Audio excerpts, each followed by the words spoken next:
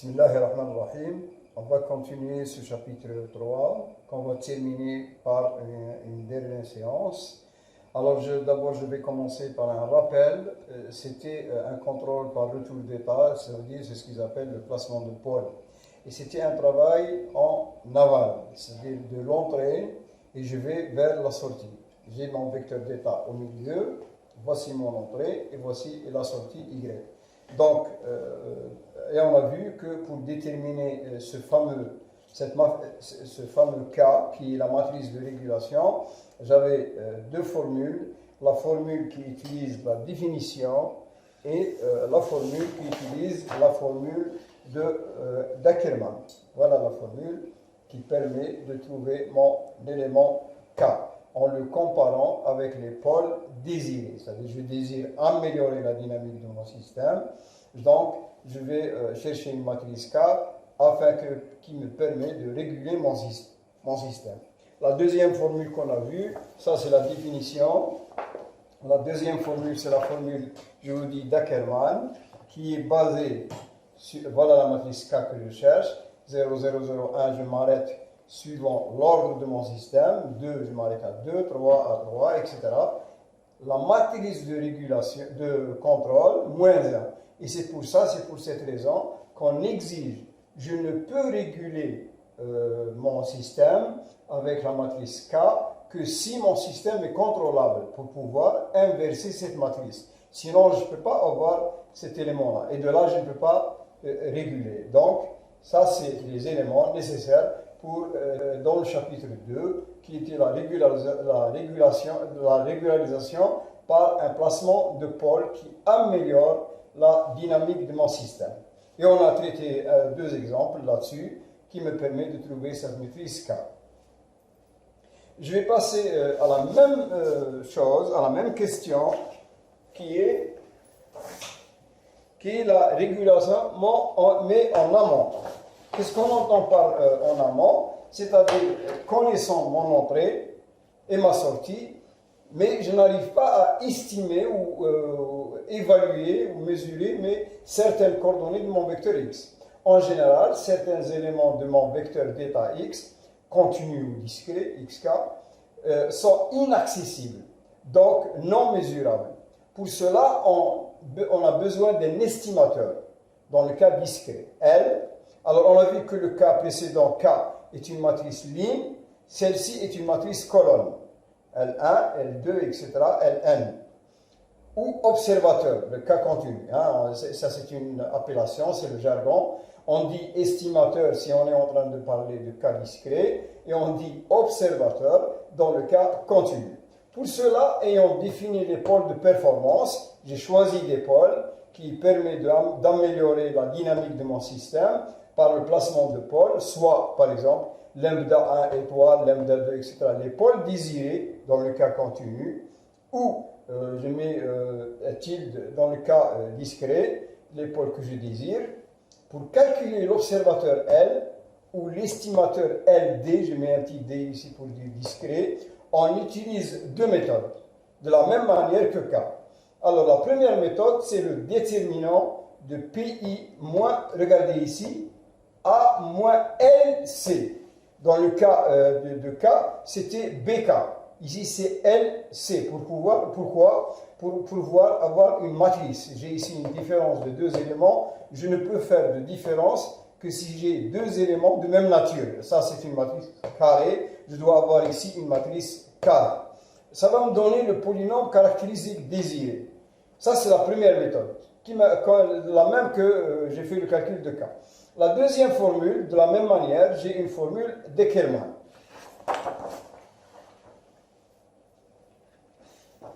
Alors, la formule d'Ackermann, il est un petit peu similaire à celle qu'on a vue pour le cas de la matrice de régulation K. Alors, L, pour trouver cette matrice colonne, je répète, QA, c'est j'ai calculé mon déterminant désiré avec les pôles que j'ai eus. Je remplace les éléments, les pôles, par la matrice A. Bon, AD, ici, je n'ai pas mis l'index, c'est notre matrice avec laquelle je travaille. Multiplié par O-1, c'est l'inverse de la matrice d'observabilité. Et c'est pour ça, il faut que d'abord, je vérifie que mon système est observable. S'il n'est pas observable, je ne peux pas faire ce calcul. Je prends un exemple. Soit la matrice 2, 2, 2, 3, etc., 0, 1, etc. Voilà le système. Qu'est-ce qu'on remarque? On remarque que dans la sortie Y, le x2 n'est pas apparent, il est nul. Il n'y a que le x1 de ce vecteur. Si je fais le produit x et x1, x2, je n'aurai pas x2. Nous indique que x2 n'est pas mesurable. Ceci veut dire que je ne peux pas mesurer le coordonnée x2. Alors, par exemple, si j'ai dans le cas de la dynamique, x1 représente une position et x2 représente une vitesse, ça veut dire que je ne peux pas mesurer la vitesse. Alors, qu'est-ce que j'ai dit? J'ai dit pour pouvoir utiliser cette formule, je dois d'abord voir est-ce que mon système est observable. C'est ce que je fais ici. La matrice d'observabilité O, c'est la ligne C, le C, voilà le C. CA, je fais le produit CA, voilà, ça m'a donné cette matrice. Je fais est-ce qu'elle est inversible? Alors, le déterminant il est égal à 3, 1 fois 3, 0. Donc, ça fait 3, donc différent de 0. Donc, mon système est observable. Donc, je peux utiliser les deux formules, que ce soit celle du déterminant, que ce soit celle de Deckermann. Je pose L égale à L1, L2, puisque je suis dans un système de 2. Donc, je vais prendre L1, L2, je dois trouver L1 et L2.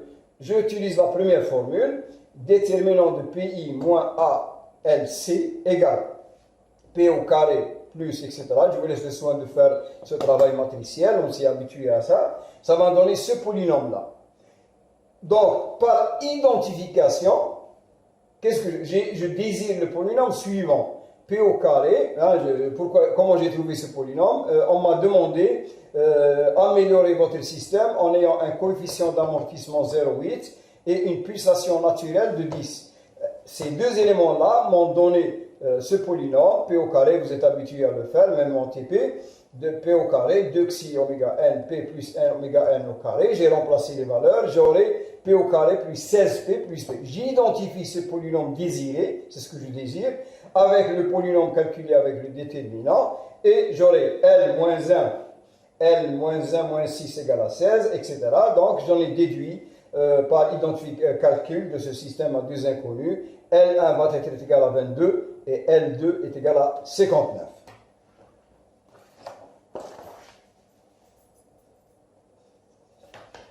Donc, mon observateur, la formule de mon observateur, va être x, ça c'est l'estimation de mon vecteur, puisque je ne pouvais pas mesurer x2.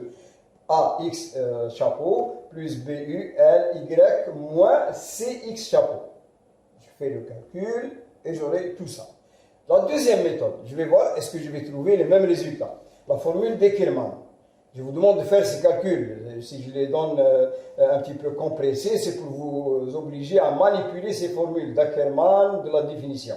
Alors, l'observabilité. L'observabilité, j'ai dit que c'est voilà C, CA. J'inverse cette matrice. Voilà son inverse. Voilà A.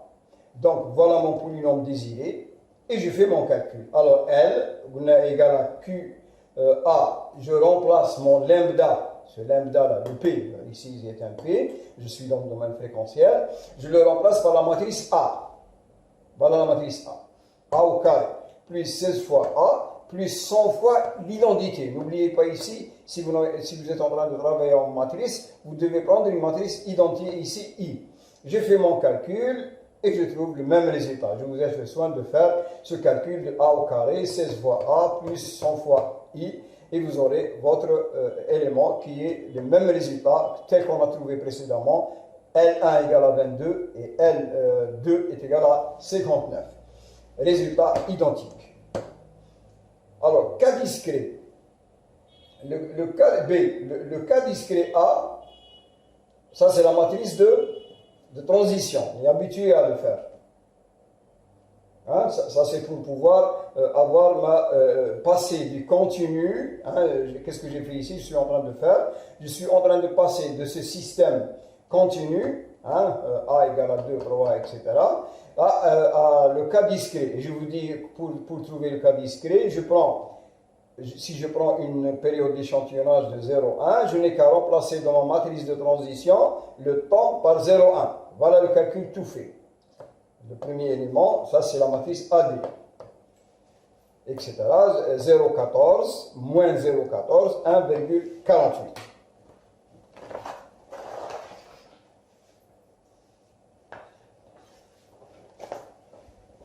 Alors, vérifions qu'il... D'abord, non, j'ai fait un travail pour le continu, je vais le faire pour le cas discret.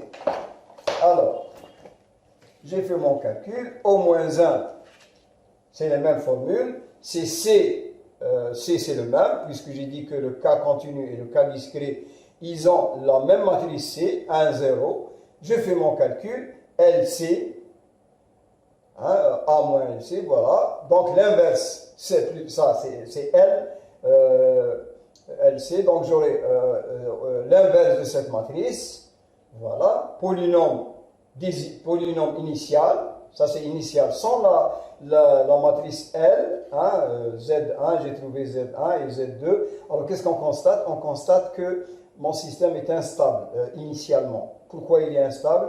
Parce que vous avez le premier pôle de ce polynôme, il est supérieur à 1. N'oubliez pas que dans le cas discret, la stabilité est à l'intérieur du cercle unité. Alors, polynôme désiré. Je désire que mon polynôme a les deux pôles tau 0. Ça, c'est la stabilité absolue, robuste. Donc, QA de D, c'est ma matrice, hein, ma matrice A, D, que j'ai trouvé précédemment, au carré. Je remplace Z par AD. Donc, j'aurai le carré, je fais mon calcul, voilà mon résultat. Alors, L, je fais ma formule d'Ackermann. L, c'est ma matrice utilisant le polynôme désiré, l'inverse de ma matrice d'observabilité, multiplié par 0,1 en colonne. Ce que j'utilise Ackermann pour K, je l'utilise à la fin en colonne, au lieu d'une ligne. 0,1, ce n'est pas des éléments du système, c'est des éléments de la formule. Alors, je fais mon calcul, le calcul de tout ça. Voilà QA, voilà au moins 1, et voilà le 0,1.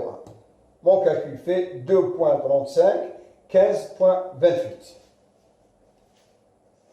Voilà, j'ai terminé avec la première notion, celle du placement de pôle et d'amélioration de la dynamique de mon système. Je vais passer à une chose qui va être le dernier point de ce chapitre 3, c'est les lois de commande. Avant, on a toujours utilisé, on a calculé le vecteur d'état, on a calculé AD, on a calculé BD, mais on a toujours supposé que l'entrée est connue, l'excitation d'entrée est connue. Ici, on va faire l'inverse.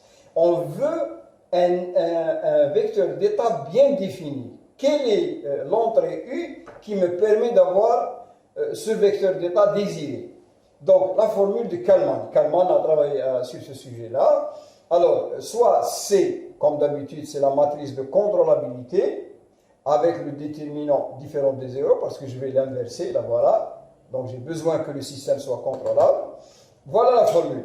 La loi de commande U, qui me permet d'avoir le vecteur désiré, elle est égale à l'inverse de ma matrice de contrôlabilité, multiplié par mon vecteur désiré, que je désire un vecteur qui a les coordonnées telles 1, 2, moins 1, 4, bon, ça dépend de ce que je désire, suivant un cahier de charge, moins A puissance K. Ça, c'est une puissance, ce n'est pas un indice. A puissance K. Remarquez bien, le K, il suit la loi de commande. Le K, il est le même. Multiplié par le vecteur d'état initial, 0. Alors, je laisse le soin de vous mentionner, c'est la formule la plus importante. La loi de commande, elle est égale à l'inverse de ma matrice de contrôlabilité, multipliée par le vecteur désiré, le vecteur d'état désiré, moins la puissance de ma matrice dynamique, dit la matrice dynamique, K, multiplié par x0, qui est le vecteur d'état initial de démarrage.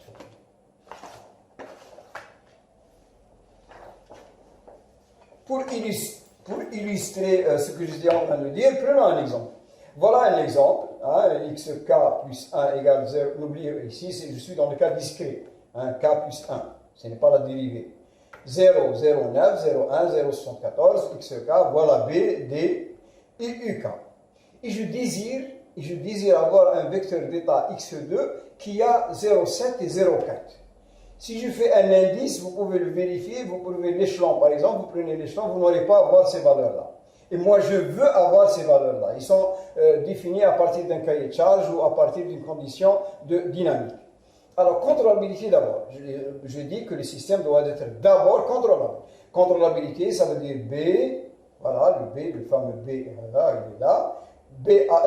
AB, voilà le produit de B, A par B. C-1, l'inverse, voilà l'inverse. Et je fais mon calcul. Je reviens à ma formule, je calcule A au carré dx0. Et je prends, et j'ai pris, voilà, le x0 égale à 1, 1. Il a démarré à partir d'une condition initiale 1, 1. Je peux prendre n'importe quelle valeur. Donc voilà 1, 1. Ça m'a donné ce résultat, ce produit. Le carré de A d'abord, il m'a donné cette matrice multipliée par x0. Voilà x0, ça m'a donné ce résultat. Je reviens à ma formule. C-1, voilà cette matrice, multiplié par x2, ce que je désire, le x2, et multiplié par ce résultat-là, moins ce résultat-là. Donc, ça m'a donné ces valeurs-là. Qu'est-ce que ça veut dire? Ça veut dire que U0, la première commande à l'instant 0, elle est de 5,36. Après une période d'échantillonnage, le calculateur ou l'ordinateur va changer de valeur. Il va prendre la valeur moins 4,87. En principe, avec ces deux valeurs-là, si je fais ma vérification, je dois trouver ce que je cherche. Faisons notre vérification. Je reviens à ma formule ici. Alors, x1, je remplace k par 0. J'aurai x1. 0, 0, 9, voilà A. x0, x0, j'ai dit qu'il est égal à 1, 1. Voilà. Plus B. La première commande. Voilà la première commande. Cette commande-là, elle est là. U. Le k, il est égal à 0, 0, 0. Donc, je l'ai remplacé, j'aurai 0, 1, 7. Ça, c'est x1. Je reprends la même formule et je remplace k par 1. Ça va être x2 et je dois trouver ce résultat. Donc, x2, je fais mon calcul. A multiplié par x1, puisque k égale à 1, plus b, facteur de la deuxième commande. Là, c'est là où j'utilise cette deuxième commande. Moins 4,87. Le voilà. Et j'ai trouvé effectivement le même résultat. 0, vous pouvez vérifier, 0,7, 0,4, qui est le résultat désiré.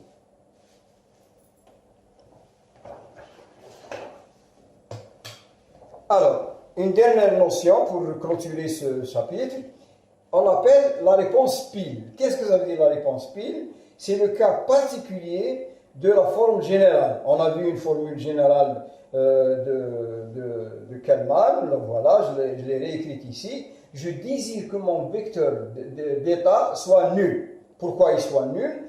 Afin d'avoir une sortie nulle. Puisque le vecteur désiré va être ici nul, donc y va être nul. Et c'est le cas très recherché pour certains systèmes. Donc qu'est-ce que je fais? Je n'ai qu'à remplacer cet élément-là par 0. Donc qu'est-ce qu'il reste? Il reste le moins, voilà le moins. AK, voilà le C-1 terré, le A puissance K dx0. Je prends l'exemple précédent, je fais mon calcul. Voilà le moins. C-1. Le AK x0. Alors, ça me donne les commandes suivantes. Alors, la première, je dis et je le répète. Lorsque vous calculez votre commande U0, U1, U2, etc., vous commencez par le bas. U0, U1, U2, etc., et vous montez. U0, c'est la première en bas. La voilà. La deuxième, la voilà. C'est-à-dire, je répète, c'est très important. À l'instant T0, le calculateur va donner un signal de moins 1,64. Après une période d'échantillonnage, il va donner moins 0,09. J'utilise ma formule générale, la formule générale qu'on est habitué à elle. Alors, x1, c'est A multiplié par x0 plus B multiplié par la première commande. Voilà la première. Moins 1,64. Elle est là. Ça me donne ce résultat-là. Je reviens à x2. x2 de la même manière dans la formule.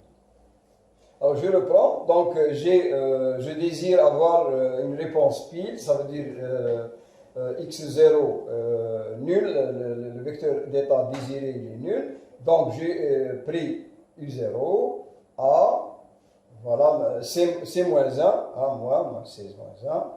Cette quantité-là, je l'ai déjà calculée précédemment. Ça m'a donné c0. Qu'est-ce que ça implique? Je répète, la première commande, u0, la deuxième commande, là voilà. J'utilise ces deux commandes dans ma formule. Alors, x1, a, x0 plus b, la première commande. Là voilà. J'ai ce résultat. Je calcule x2, a, multiplié par x1, plus b, la deuxième commande. Donc, effectivement, j'ai eu x2 et 0, 0, exact, c'est ce qu'on veut. Merci de votre attention et on a terminé avec ce chapitre 3.